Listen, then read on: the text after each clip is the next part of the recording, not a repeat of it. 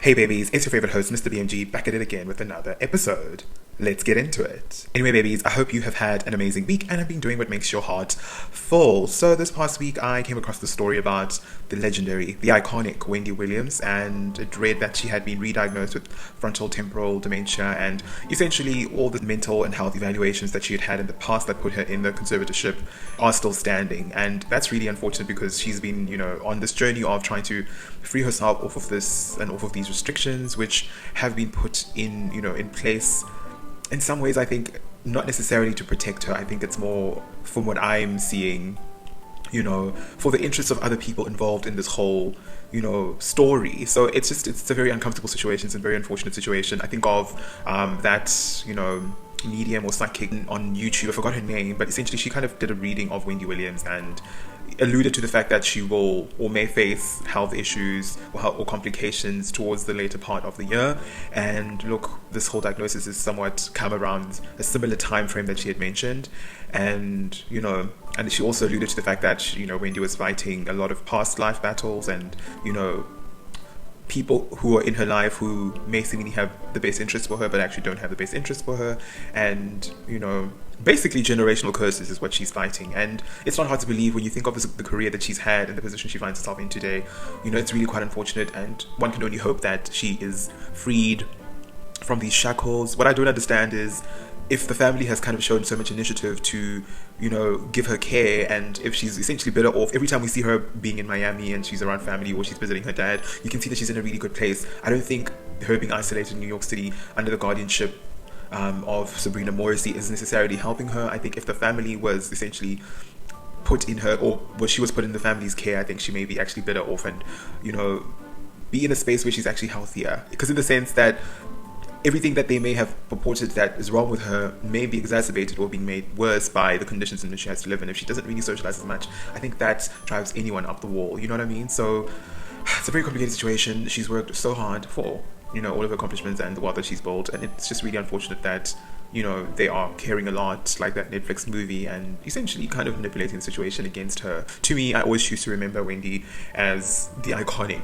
talk show host, the groundbreaker, literally the person who gave birth to all of these people who have podcasts, blogs, and are essentially sharing their unsolicited opinions on everything popular culture. That is Wendy's lane through and through. She may not have been the first person who did it, but she's definitely the first person who became more like the most known for it and the most iconic for it. And there'll never be another era like that in daytime television, to be honest, because it's so safe now. She would just I remember, for me, it was literally like I had to watch it every single morning. It became like a cup of coffee. Even to this day, I still watch old episodes of Wendy Williams' show because I feel like her era is unreplicated and will never be replicated. And yeah, man, it's just so sad and it's a pity. So I always used to remember, her in her glory days when she was amazing. And that's for me the most important thing, and hoping that she's freed from all of these shackles, and that her ops really face dust, because that's what they deserve. This next story is an interesting one. Spirit Airlines, which is kind of like, to be honest, the urban soul plane airline. If you've watched Soul Plane, you know that Spirit is the real life version of that. An airline with flavor. And they have essentially, or they've been alleged murmurs on the streets of the internet, and apparently sources close to them say that they could be out of business allegedly, as soon as the next year. And I guess they're sort of blaming that on the aviation climate and the thin margins, operational costs, and essentially a lot of deficiencies within their operations that's causing them to sort of not come out of the other side as clean as they would. They recently declared bankruptcy, and obviously when you declare bankruptcy, certain obligations that you may have been faced with can become null and void, because you're basically saying that, hey, my liabilities exceed my assets, I don't have enough to foot this with a particular bill, or whatever the case may be. And so you sort of protect yourself from cash flow that you may otherwise not have wanted to spend. And a lot of people can do this even if they are not necessarily broke, but it's somewhat a protection mechanism that can be manipulated in one's favor in certain circumstances. So essentially, I was expecting that since they've declared bankruptcy, it gives them time to restructure their operations, their finances, and essentially, put themselves in a position where they are able to proceed in a new direction, in a direction that is more sustainable and more feasible. Everybody knows that we flock to Spirit only because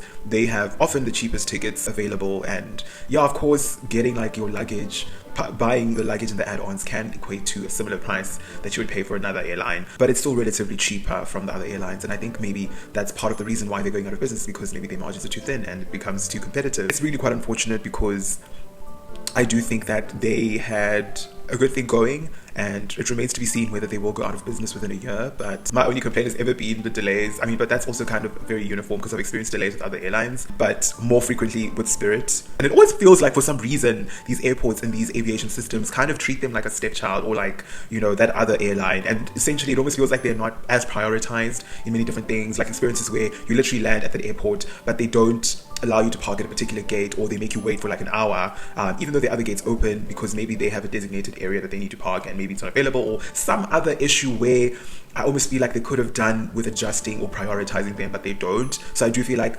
somewhat at play is a respect element, you know, beyond just the operational and the financial aspect of it. I think they're just an airline that's disrespected through and through. When, to be honest, I've actually experienced, beyond the delays, quite a good, like, I guess, customer service.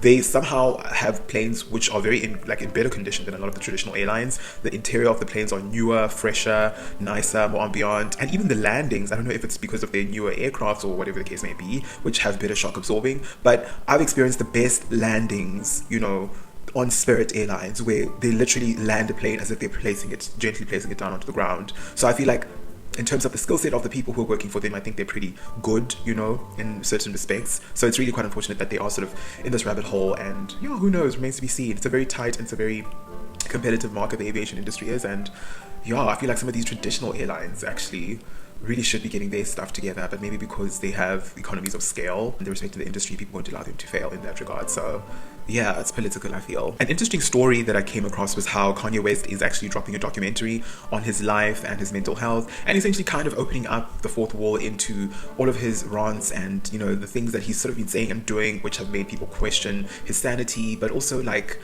why has he been doing all of this stuff? And obviously, allegedly, you know, he has experienced mental health issues, and apparently or allegedly has bipolar disorder, and essentially all of that exacerbates and escalates some of the outbursts that he has. So for me, I've always felt like this is my thing with Kanye. I think he needs to stay away from the internet. He needs to find people who are very invested in his recovery and his good health, and not necessarily feeding the beast, or thinking and appreciating that when he has outbursts, you know, that's just who he is and let's celebrate that. No, I think he needs people who are going to help him to recover and become the best version of himself, because I think him obviously having these shock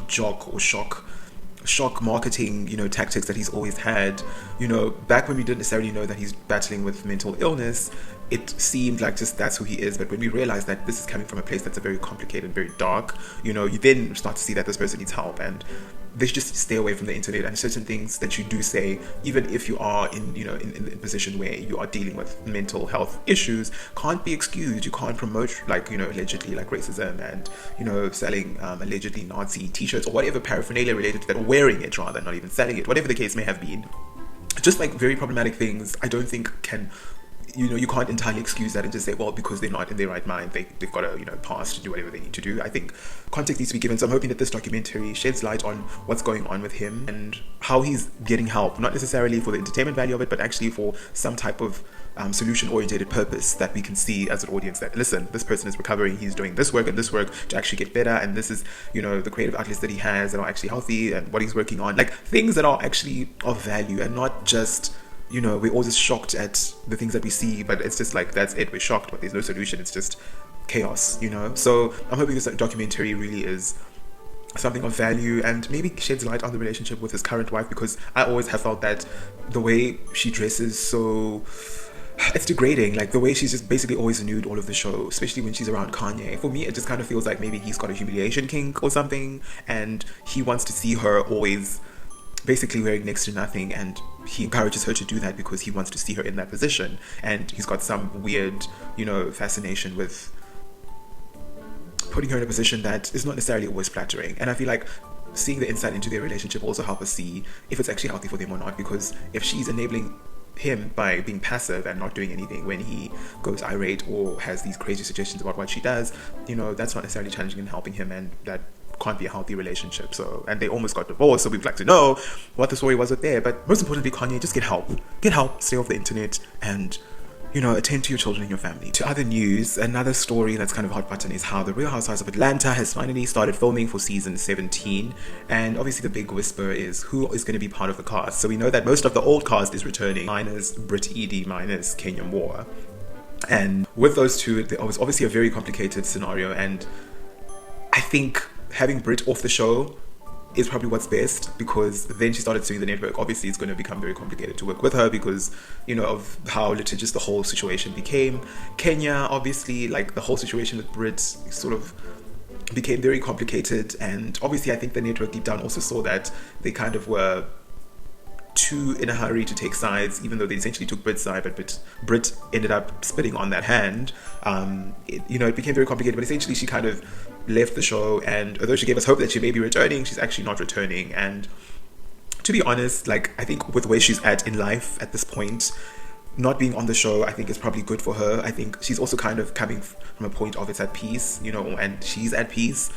Most of the season she was kind of fighting to clear her name. She did that, and the audience could see through everything that happened, even Brit admitting, or whatever the case may be, allegedly saying that the pictures were not of her, or whatever the case may be. So essentially there was kind of not even a story to begin with. And yeah, man, Kenya's at peace. She's doing her show, Life Tours On, and you can see she's glowing, she's beautiful, she's making it work, she's sort of doing her own thing and in her own direction. And to be honest, that's probably the best way to have left, in the sense that yes, there was this whole scandal, but you cleared your name and all of that, and now you've cleared your name. Now you can leave gracefully and quietly and essentially move on. I mean, will we see Kenya more again on the Real Housewives? Obviously, probably at some point in some capacity. Getting into our music update, as per usual, Cardi B released, a song called Imaginary Playerz on Friday, which is basically last week Friday by the time you see this, and it was absolutely amazing, really great. In terms of the video quality, I think the video was really, really nice, and there was an easygoing element and flow to it, which I really liked. The other thing I want to sort of get into is the fact that the song has a very masculine energy to it. It's very easygoing, but in the sense that it's like you shouldn't be trying too hard with it. And that was kind of juxtaposed by the fact that she was almost trying too hard. Obviously she's got quite a high voice, and two, she was wearing ball gowns and she was, on private jets and all over the show. So it was kind of like a very easygoing song, but with a very over-the-top music video. And for me, I was kind of caught in between. Was this what we wanted to see for the visuals of the song? Is this the energy that the song gives? Or was it supposed to be a more sort of laid-back, chilled, it's about the flow, it's about the richness of the lyrics and, just the vibe of it, just like something you just want to bop your head to and just, feel good about. So I was caught between, was she the right artist to be singing over the song? Did it not require maybe a more masculine, easygoing, almost don't care energy? And obviously the history of the song, as I've heard about it, is it's, was a song by Biggie and Jay-Z or something, but essentially the song is a remake of an old song that existed in the 90s, which I kind of felt that way when I heard the song, because I was like, this song has got a very old classic energy to it. It's got a very very unique, they don't make music like this anymore type of energy. And I was surprised. Well, I wasn't surprised when I then saw that obviously this looks like it was appropriated from back then. It'll be interesting to know how different the original song is to Cardi's version, but it made sense to me why I felt like the song had a masculine energy, because there was obviously a masculine energy within the song when it was originally made. I think that's what's missing. A masculine energy is missing in the video, and maybe the video needs to be re-choreographed to, one, maybe have a different vocalist, or maybe have a masculine or guy who features in the remix, one, if it's not a guy just singing on the song in general, or two, stripping down the remix, or stripping down the song and the aesthetic of the song from over the top to chilled, chilling, and easygoing. You know what I mean? I pictured a 90s music video when I heard the song, but I got Barbie, bougie girl, which was very juxtaposed, but I guess what some people may have appreciated, some people may not have appreciated. I personally still do like the song, because it makes me feel some type of way. And apparently it's not really charting very well, and I don't know why it's not charting very well, but I think it's actually a really good song, and let's give Cardi her flowers where she deserves it. Obviously the shade of her being on the cover of Vogue, being the first person on the cover of the US Vogue, and, caused a bit of a controversy, because obviously then it's like you're bringing Nicki into the conversation unprovoked. Obviously Nicki was on the first cover of Vogue in general, in the sense that she was on Vogue Arabia in 2018 allegedly, but obviously in terms of American Vogue, Cardi B was the first rapper to be on it. And obviously that's a whole debate, and it's obviously throwing shade, but look, if Cardi's flowers are she's the first person on the cover of Vogue, let her get those flowers, because when we're comparing her to Nicki Minaj, let's be honest, every other thing she would be first. Anything that matters, I would say, in terms of credibility, longevity, respect in the game, obviously Nicki will win over Cardi, undisputed, by a long shot. But let's give her those flowers, because she was the first person on the cover of the US Vogue, and that's a great accolade to have. So yeah, that's all I have to say about this Cardi song. I think it's a great song. I think it's a bit too masculine for her, to be honest. For the energy that she gave, I think it almost needed a masculine energy, because it felt that way, and she was giving, bad bitch energy, when I feel like that's not what the song needed. And I think she could play around. She could probably play around with it. I mean, with her delivery for what the song requires, because that's part of an artistic integrity. I feel like Queen Latifah could have done pretty well on the song. A Missy maybe, but maybe somebody with a deep voice like an MC Light could have done pretty well. And I guess you see I'm going into the 90s again, because I feel like the song gave me 90s. So yeah, interesting debate, but I think it's a good song, so let's give her flowers. And speaking of Nicki Minaj, you know, to end off obviously on a musical note and to continue the musical narrative as we like to end off the show, was High School by Nicki Minaj and Lil Wayne, the song of the summer. When I think about it, we didn't really have an overarching song that was like new and was the one song that everyone was listening to and the one song that everyone was kind of, you know, connecting with. But High School, because High School had this challenge which kind of ran through the whole of the summer, let's be honest, everyone was kind of doing the challenge, and the song was playing and playing and playing in the background of these challenges. And it's obviously not a new song, but was that the song of the summer? Because if you look at the music video of High School, it gives very summery energy. So are we that nostalgic as an audience that we are rehashing songs from 12 years ago? And is there not enough talent at the moment to keep people entertained? Or are people just intentionally going back to what they know, or remembering the summer that they thought was great and sort of are pushing that narrative? It's testament to the fact that obviously Nicki has done a lot of work and is an incredible musician, incredible rapper, that her music has stood the test of time, that 12 years down the line, the pose that she did in that video would be taking the world by storm. That means it's timeless, it's a timeless song. So do we not have a song of the summer? Was High School the song of the summer? And if so, like, props to Nicki, but also where does that leave the music industry as we know it if we can't find the appreciation in the newer music? As I said initially and before in past vlogs, I think Push to Start could have been a great song of the summer, but you know, the people love to hate on Tyler, love to hate on her. So they'll just give her like, yeah, it's a good song, but like give her side eye at the same time. So it's just like weird to me, like very weird. And even When I'm With You by Lisa and Tyler, I think was also a great song. Obviously, I'm on a Malik Berry tip, you know, and you know, just like moving through the music. But yeah, very interesting to see, you know, the musical landscape as it stands at the moment. And yeah, props to you, Nicki, for, you know, reheating your nachos and keeping that legacy going. Anyway, babies, I hope you've enjoyed this episode of The Messiest Bitch on the Internet. Be sure to like, comment, and subscribe, and also follow us on Instagram at BigMoneyEntertainment_, and I'll see you again on the next one.